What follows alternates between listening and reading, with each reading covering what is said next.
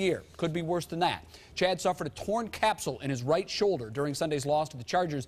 That, by the way, is the same shoulder that he needed surgery to repair in 04 and again in 05. Jeff Darlington covers the team for the Miami Herald.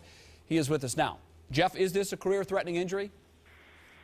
Well, you know, I think it probably is. It does have that potential because of the surgeries you just ran through just there. But I literally just talked to one of my sources who told me that Pennington won't get that second opinion until Friday, so I'll have to wait another 3 days before making the flight up to Birmingham, where Dr. James Andrews probably will tell him more about the severity, both short-term and long-term. But I will say this, don't expect much.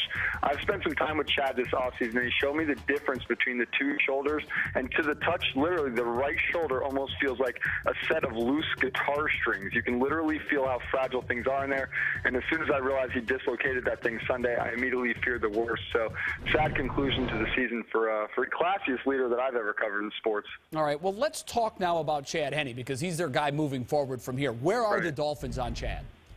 Well, they're very confident in him, I can tell you that. And, you know, Pennington's injury is most unfortunate for one person, and that's Pennington. You know, the Dolphins will absolutely miss his leadership in the locker room, but the transition to Chad Henne has been something that they've been looking toward for a long time.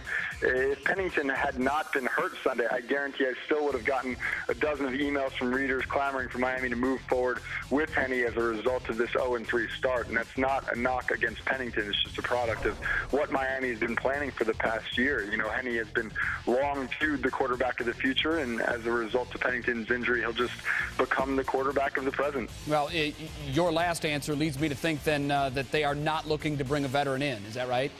No, not unless Parcells can convince Phil Simms to come back.